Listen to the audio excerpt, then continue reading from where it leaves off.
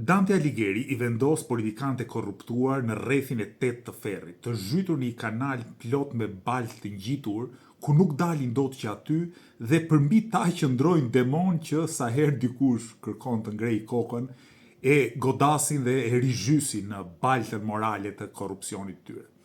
E prapse prapë është shqetësues fakti që një pjesë e qytetarëve duke sikur e tolerojnë korrupsionin e vogël, sipas motos që u drejtohet politikanëve, vidhni, po të paktën vidhni si miu dhe jo si ariu.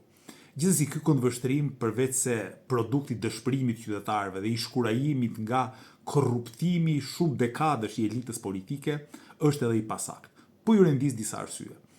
Shumë politikan e kanë nisur procesin e hajdutërisë si miu dhe pastaj hap pas hapi janë shndrruar në ari që zhyten thellë më thellë në baltovinën e korrupsionit. Arsyet janë të shumta. E para, Oreksi vjen duke ngrënë, pasi ke vjedhur herën e parë, kujtohesh të vjedhesh me një tendër të dytë, të tretë e kështu me radhë. Nga ana tjetër, politikanët e korruptuar vjedhin për të mbuluar gjurmët e tyre. Së treti, vidhet shpeshherë për të paguar në një ditë të nesërme shumë shtrenjtë, avokat, prokurorët apo gjykatësit që mund të kërkojnë llogari për atë që ke vjedhur më herët.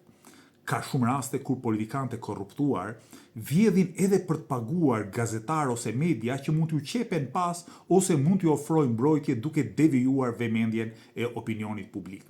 Shumë politikanët korruptuar vjedhin edhe për shpërblyer financuesit e fushatave tyre luksoze, elektorale ose oligarkët që i kanë mbajtur në pushtet.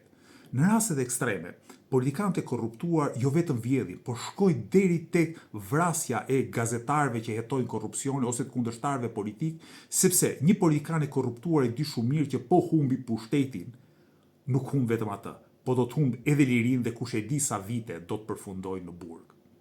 Prandaj, shumë prej atyre që sot na duken arinj, ka nisur një herë një kohë duke vjedhur si zëvendësministra, si kryetar bashkie, si drejtor, ka nisur mbase të vjedhin si miu e pastaj janë zhytur në korrupsione dhe jo vetëm kanë vjedhur si ariu, po edhe janë kthyer në përbindshta politik. Kush merret me politik nuk duhet harroj kurrë një thënie të oratorit Demosten. Kush merr rishfet ka shitur një herë për gjithmonë lirinë e tij.